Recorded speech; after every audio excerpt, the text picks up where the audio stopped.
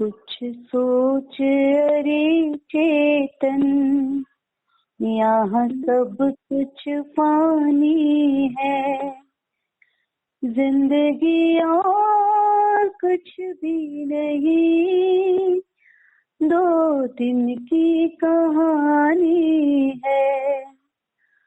कुछ सोच अरे चेतन, यहाँ सब कुछ फानी है। आशाएं कितनी है, कुछ पार नहीं उनका। कब सपने सब फलते, जीवन यह 2 दिन का। मगरूर बना क्यों तू, नश्वर जवानी है। जिंदगी और कुछ भी नहीं, 2 दिन की कहानी है।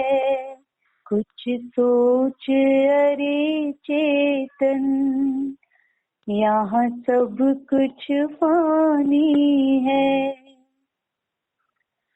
छोटा सा यह जीवन, हंसता खिलता जी ले।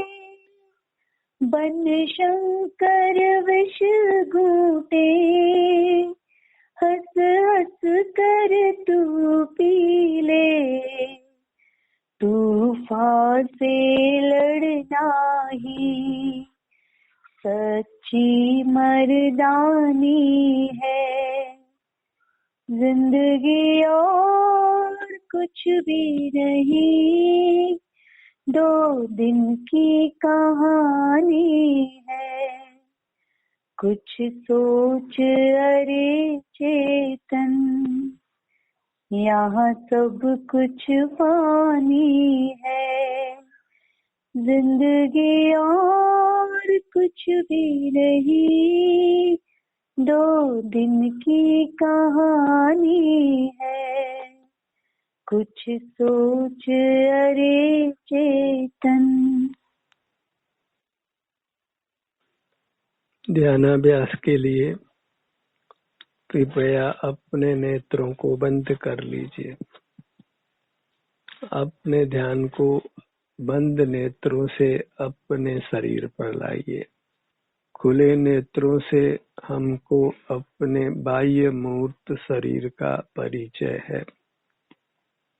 हमने अपने बाह्य मूर्त शरीर को आँखों से देखा है, दर्पण में देखा है, फोटो में देखा है। उसका हमको अतिशय प्रेम भी है, पर वह मूर्त शरीर पुद्गल रचित है, हमारा स्वरूप नहीं है। इसी में मिला हुआ इसी के बराबर हमारा अमूर्त शरीर है, जो सुख स्वभावी है, परमात्मा रूप है। अंतर्दृष्टि कर हमें उससे युक्त रहना है, और उससे यदि हम युक्त रहने का प्रयत्न करते हैं तो हमारे संसार का अभाव होना है, परमात्म दशा मिल जाना है। बंद नेत्रों से अपने शरीर से जुड़िए, उसका परिचय करिए, उसमें क्या घटना होती है उसका अनुभव करिए। बहिर्मुख होने पर हमारे में कुछ अन्य प्रकार के परिणाम होते हैं, और अंतर्दृष्टि कर अपने शरीर से युक्त होते हैं तो अन्य प्रकार के परिणाम होते हैं। अंतर्दृष्टि कर अपनी मूर्त में होने वाले परिणामों को अनुभव में लीजिए।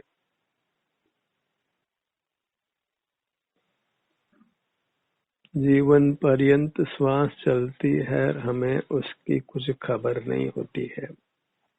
शरीर में आराम की स्थिति होती है, वेदना की स्थिति अनुभव में आती है, पर बहिर्मुख रहते हैं तो न शरीर में आराम की स्थिति अनुभव में आती है, न वेदना की, न श्वासोच्छ्वास की, न अन्य कुछ भीतर घटनाक्रम हो। केवल जब तीव्र संवेदना होती है, तीव्र श्वासोच्छ्वास होता है या अन्य तीव्र कोई परिणाम होता है, तभी हमारी दृष्टि अंतरोन्मुख होती है। अन्यथा हम अपने से अपरिचित ही रहते हैं। बाह्य जगत से जुड़कर हम रागी द्वेषी ही रहते हैं और प्राप्त मूर्त शरीर से कभी मुक्त नहीं होते। एक शरीर छूटता है और दूसरा शरीर मिल जाता है। ये ध्यान सत्र अपने वास्तविक स्वरूप से परिचित होने के लिए है, जो अपना आभ्यंतर शरीर है, अमूर्त शरीर है। उससे ही हमको युक्त रहना है, क्योंकि हम उसी के स्वामी हैं। वही हमारा स्वरूप है, उसको ही भोगने का हमको अधिकार है। बाह्य वस्तुएं हमारी नहीं है, उनको भोगने का अधिकार नहीं है। उनको वास्तव में देखने जानने का भी हमको अधिकार नहीं है। इंद्रियों को पाकर हम कहते हैं कि मैं पर को जानता हूँ, पर यह अच्छा नहीं है। पर को जानना उसकी गुप्ती को भंग करना है और उसका हमको दंड मिलता है। पदार्थ बाहर में मूर्त हैं, अचेतन हैं, इसलिए हम उनको विषय बनाते हैं, पर यह योग्य नहीं है, क्योंकि वे परद्रव्य हैं। हमारी चिन्ह मूर्त जो कि अंतर्दृष्टि से अनुभव में आती है, वही हमारी है, वही हमारे भोगने योग्य है। उससे ही हमको उपयुक्त रहना है। यहाँ जैसी भी परिणति हमको अनुभव में आती है, उससे संतुष्ट रहना है, क्योंकि इस अनुभव से हमको अल्पकाल में ही परमात्मा हो जाना है। जब अपनी मूर्त से युक्त होते हैं तो हम निर्बंध होते हैं, बद्ध कर्मों से भी मुक्त होते हैं। दो शरीरों को समझना है, एक जो हमने आंखों से देखा है, दर्पण में देखा है, फोटो में देखा है। दूसरा शरीर जो इसी में मिला हुआ है, अमूर्त है, जो सुख स्वभावी है, जो हमारा स्वरूप है, उसी से हमको युक्त रहना है, उसी की अवस्था को भोगना है। और ये वास्तव में ईमान है, यही सदाचार है। इसमें ही हमको उत्तम सुख का अनुभव होता है, क्योंकि यह सुख स्वभावी है। प्रथम से प्रथम तो अंतर्दृष्टि कर अपने स्वरूप को पहचानिए, सिर से पैरों तक। ये शास्त्रीय भाषा में आत्मा है, परमात्मा है, भगवान है। दिव्य है क्योंकि यह सुख शक्ति का धारक है। सुख को भोगना ही एक उत्कृष्ट कार्य है, उसी से जीवन सुख से चलता है। अपने से युक्त रहकर, अपने स्वरूप से युक्त होकर हमें सुखी हो जाना है। सिर से पैरों तक ये हमारा वास्तविक स्वरूप है। हमने मूर्त शरीर को ही अपना स्वरूप मान लिया है, वह भी इसलिए कि यहाँ हमको ये मैं हूँ ऐसी सहज प्रतीति होती है, क्योंकि यहाँ हम आराम वेदना को भोगते हैं और अंग पांगों का संचालन करते हैं। इसी मूर्त शरीर से ही हम मूर्त पदार्थों को देखते जानते हैं, आंखों से देखते हैं, कानों से सुनते हैं, नासिका से सूंघते हैं, जिह्वा से चखते हैं, स्पर्श इंद्रिय से स्पर्श करते हैं। तो इस मूर्त शरीर का हमको गहन परिचय है और इस जन्म से नहीं है, जन्म जन्मांतरों से है। हमको मूर्त शरीर मिलता रहा है, तो वहाँ अपनी उपस्थिति होने से इस मूर्त शरीर को ही हम अपना रूप मान लेते हैं और उसी से नाना प्रकार की काय चेष्टा करते हैं, वचन चेष्टा करते हैं, इंद्रिय व्यापार करते हैं, मन से विचार करते हैं, मस्तिष्क से स्मरण करते हैं। पर अंतर्दृष्टि कर अपना जो शुद्ध स्वरूप है, जिसमें स्पर्श रस गंध वर्ण नहीं है, शब्द नहीं है, केवल अद्भुत शांति का भोग है, अनुपम सुख का भोग है। वहाँ फिर कोई रोगादि जनित दुख नहीं है, क्षुधा त्रसा का दुख नहीं है, सर्दी गर्मी नहीं है, किसी प्रकार का राग द्वेष पाप परिणाम नहीं है, विकल्प नहीं है, परम शांति का भोग है। उसी को अंतर्दृष्टि करके हमने पाना है, यही ध्यानाभ्यास है। जैसा परिचय हमको आज तक बाह्य शरीर का है, अब हमको अपने वास्तविक आभ्यंतर स्वरूप का परिचय करना है, जिसको हम आभ्यंतर शरीर कहेंगे, अमूर्त शरीर कहेंगे, चिन्मूर्त कहेंगे। ये भी प्राप्त मूर्त शरीर के आकार ही हमको अनुभव में आती है, पर आती है या आराम वेदना की स्थिति के रूप में, श्वासोश्वास रूप क्रिया होने के रूप में, परिस्पंदन होना, हलन चलन होना, उस रूप से ही हमको अपने आभ्यंतर मूर्त अनुभव में आती है। जैसा भी परिणमन अंतर्दृष्टि करके हमको हमारे शरीर में अनुभव में आता है, उसी को अनुभव करने का हमको अधिकार है। वही मर्यादा है, वही धर्म ध्यान का स्वरूप है। हम दया दान पूजा आदि को ही धर्म ध्यान मान लेते हैं, और वास्तव में जो अपना आभ्यंतर अमूर्त शरीर है, जो हमारा स्वरूप है, उसी को धारण करना, उसी का ध्यान करना, उसी का अनुभव संवेदन करना, वही धर्म ध्यान है। बहिर्मुखता तो मूर्त शरीर की सहाय से है और वह मूर्त पदार्थों का ही अवलंबन करती है। हमें अंतर्मुख होकर अपने स्वरूप से युक्त होना है। हमको तो वर्णादि का ही परिचय है, वर्ण रहित अपनी मूर्त का परिचय नहीं है, जिसकी कोई कैमरे से फोटो नहीं आ सकती है। अन्य जीव कितने भी विकसित ज्ञान से हमारे अमूर्त रूप को नहीं देख सकता है। भले हमारे में जो कर्मोदय से वैभाविक परिणाम हो, वे कदाचित विकसित ज्ञान के धारी के द्वारा जाने जाएं, पर कर्म का संबंध मिटने पर जो हमारी स्वाभाविक परिणति है, सुखरूप परिणति है, वीतराग परिणति है, वह अन्य जीव के ज्ञान का विषय कदापि नहीं बन सकती है। इस प्रकार हमारी सुख निधि अत्यंत गुप्त है, इंद्रियों से स्वयं को भी अनुभव में नहीं आती है।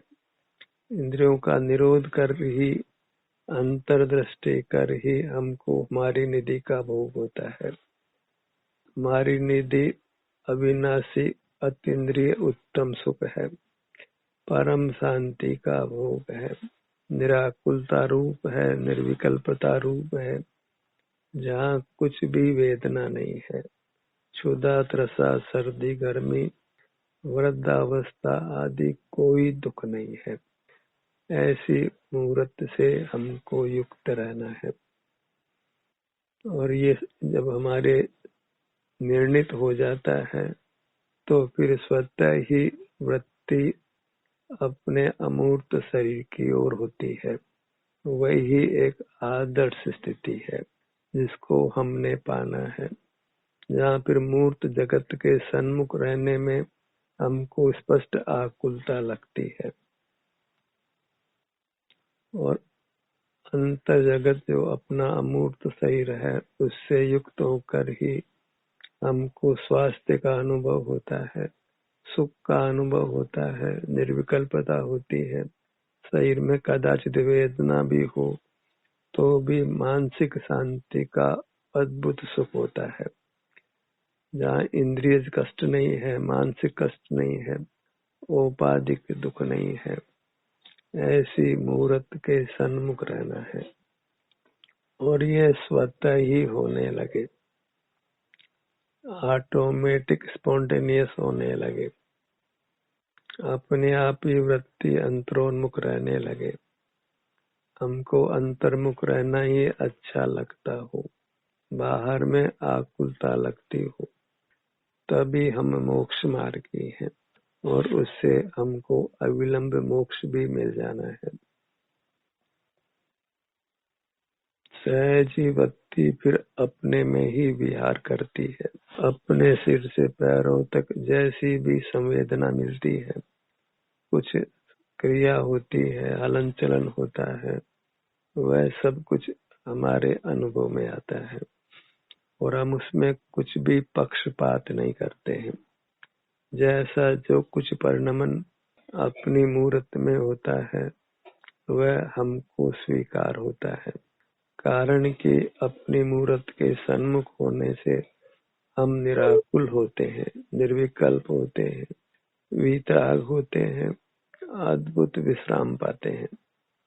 स्वास्थ्य की स्थिति उत्तरोत्तर अच्छी होती जाती है, जीवन सदाचारमय होता है, कसायों की उत्पत्ति नहीं होती, पाप परिणाम नहीं होते, बाहर में फिर अनुकूल प्रसंग ही मिलते हैं, प्रतिकूलताओं का सामना नहीं करना पड़ता है, इंद्रियां स्वस्थ रहती है, स्वर भी स्वस्थ रहता है, सब प्रकार की अनुकूलता अपनी मूर्त से युक्त होने से हमें प्राप्त होती है। लोक में यश भी मिलता है, तो ऐसी अपनी चिन्ह मूर्त के सन्मुख होने की अद्भुत महिमा है। सहजी वृत्ति को अंतर में आने दीजिए। प्राथमिक स्थिति में ही हमको यत्न करना पड़ता है, पर एक बार अंतर की शांति भोग लेने पर फिर बाहर रहना सुहाता नहीं है, अंतर में ही गति होती है। अपनी मूर्त से ही अद्भुत सुख शांति मिलती है, अपने में बने रहना ही अच्छा लगता है। किसी कारण से बहिर्मुखता बन जाए तो उसका खेद ही वर्तता है। अपनी मूर्त ही हमको अतिशय प्रिय होती है, अतिशय सुखदायी होती है, उत्तम जीवन का प्रारंभ होता है। ऐसे ही उत्तम जीवन को पाने के लिए हमें नेत्रों को बंद रखना है और अपने अमूर्त शरीर से युक्त रहना है। फिर वहाँ कुछ किसी से मिलना जुलना नहीं है, तो किसी से बोलना नहीं है, किसी को सुनना भी नहीं है, किसी की सेवा उपासना करना नहीं है, किसी से सेवा उपासना कराना नहीं है। सब प्रकार से हमारे उत्तम जीवन का प्रारंभ होता है।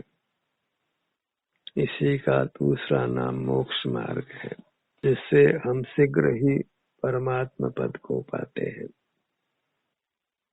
बस हमको अंतर्दृष्टि भर कर लेना है, अपनी मूर्त के समक्ष हो जाना है। फिर जो भी कुछ संवेदना हो, जो भी कुछ अपनी परिणति हमको अनुभव में आती हो, उसमें कुछ भी भेद नहीं करना है। सब कुछ अपना परिणाम ही हमको अनुभव में आता है, चाहे वह वेदना रूप हो, स्वाद रूप हो, हिलने डुलने रूप हो, सब कुछ हमें स्वीकार कर लेना है। अपना सब कुछ स्वीकार करना है और पर का कोई परिणाम स्वीकार नहीं करना है, पर को विषय ही नहीं बनाना है। इतना कि प्राप्त मूर्त शरीर को भी फिर विषय नहीं बनाना है, क्योंकि उसमें भी सुख नहीं है, उसको देखने जानने में भी सुख नहीं है।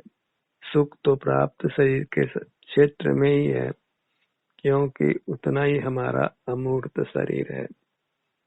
तो इस मूर्त अमूर्त शरीर के बाहर तो सुख बिल्कुल भी नहीं है। मूर्त शरीर को देखने जानने से भी सुख नहीं है। हमें अंतर्दृष्टि करके अपने अमूर्त शरीर से युक्त रहना है, उसको पहचानना है, अत्यंत प्रीति से उसकी अवस्था को, उसमें जो भी कुछ परिणाम हो रहा है उसको भोगना है। यही परमात्मा की सेवा है, उपासना है। क्योंकि अंतरंग मूर्त है वह वास्तव में परमात्मा रूप है। तीनों काल हम अपनी मूर्त की अपेक्षा परमात्मा है। बस उससे युक्त रहकर प्रकट परमात्मा हो जाना है। इतना सा ही मोक्ष मार्ग है। अंतर्दृष्टि कर अपने अमूर्त स्वरूप को पहचानना है, जो प्राप्त शरीर के बराबर है। इसके सन्मुख होने से होने वाली निराकुलता को, निर्विकल्पता को, शांति को पहचानना है और उसी पहचान के बल पर फिर हमारी वृत्ति में सहज ही अंतर्मुख होना है। एक बार यत्न करके अपने चिन्ह मूर्त को पहचान लीजिए, उससे होने वाली शांति को पहचान लीजिए, फिर मार्ग अत्यंत सुगम है, सहज है। सहज ही आपकी वृत्ति अंतर्मुख होती है। बहिर्मुखता प्रिय नहीं होती है। वृत्ति का झुकाव सहज ही अपने अमूर्त शरीर की ओर होता है, अपनी ओर होता है और शांति की एक अद्भुत धारा चल पड़ती है। जीवन में अमृत घुलता है। रोग आदि से हम दूर ही वर्तते हैं। प्रतिकूलताएं भी हमारे पास नहीं आती है। सहज सातिशय पुण्य का संचय होता है। पाप प्रकृतियां पुण्य में बदल जाती है और ये जगत आपकी सेवा करने में सुख का अनुभव करता है। ऐसी अपनी चिन्ह मूर्त की अपार महिमा है। जैसे लोक में किसी ने परमात्मा को देखा भी नहीं हो तो भी वह परमात्मा के नाम का स्मरण करता है, उनकी प्रतिमा बनाकर दर्शन पूजन करता है। जहाँ उन्होंने विचरण किया है उनको तीर्थ मानकर उनकी उपासना करता है। यह अपनी मूर्त को पहचानने का फल है, अपनी मूर्त के सन्मुख रहने का फल है। यह तो बाहर की अपेक्षा रही, पर भीतर जो सुख आपको अनुभव में आता है उसके लोक में कोई उपमा नहीं है। उसका शब्दों से वर्णन करना संभव नहीं है। सुख को तो आप ही भोगते हैं, दूसरे को उसका दूर दूर तक परिचय नहीं हो सकता है। ऐसा आपका सुख गुप्त है जिसको आप ही भोगते हैं और वह फिर शादी अनंत हो जाता है, अनंत काल तक बना ही रहता है। जन्म मरण से, नाना प्रकार के अन्य कष्टों से, बाह्य पदार्थों को जुटाने, उनकी रक्षा करने, उनके भोगने में होने वाले नाना दुखों से हम मुक्त हो जाते हैं। सबसे बड़ी उपलब्धि है कि जब अंतर्मुख होते हैं तो हमारी समझ सम्यक हो जाती है, हमारी श्रद्धा सही हो जाती है, फिर हमारा आचरण भी उत्तरोत्तर सही हो जाता है। इसे को सम्यक दर्शन ज्ञान चैत्र की एकता कहते हैं। ये सब होने वाला परिणाम है। हमको तो बस अंतर्मुख होकर अपने अमूर्त शरीर को पहचानना है जो हमारा शरीर है, हमारा स्वरूप है, और वही परमात्मा रूप है। उसी के सन्मुख होना, उसमें कोई वर्ण नहीं है, कोई रसगंध नहीं है, वही परमात्मा का स्वरूप है। केवल सुख शांति का संवेदन है, जो भी उत्तरोत्तर बढ़ते बढ़ते असीम हो जाना है। इस मार्ग को हमने अंतर्दृष्टि कर पाना है, भोगना है, तो फिर मार्ग फल में परमात्मा होकर अनंत काल तक रहना है। एकदम शांति, एकदम सुख, एकदम निरोगता, कोई क्षुधा त्रसा निद्रा आदि कोई क्लेश नहीं है। दुख रहित जीवन को अपनी मूर्त के अवलंबन से पा लेना है। बाहर के मूर्त शरीर में भले ही हमने अपनापन किया हो, पर उस अपनापन को अब छोड़ देना है, अपने अमूर्त शरीर का अपनापन करके। अन्यथा बाह्य शरीर का अपनापन छूटना संभव नहीं है। किसी प्रकार के राग द्वेष दुख का छूटना संभव नहीं है। सारे संसार की मुक्ति अंतर्दृष्टि कर अपने अमूर्त शरीर के पहचान से होती है, उसको अपना स्वरूप मानने से होती है, उससे युक्त रहकर सुख भोगने से होती है। ध्यान का सत्र यही समाप्त होता है।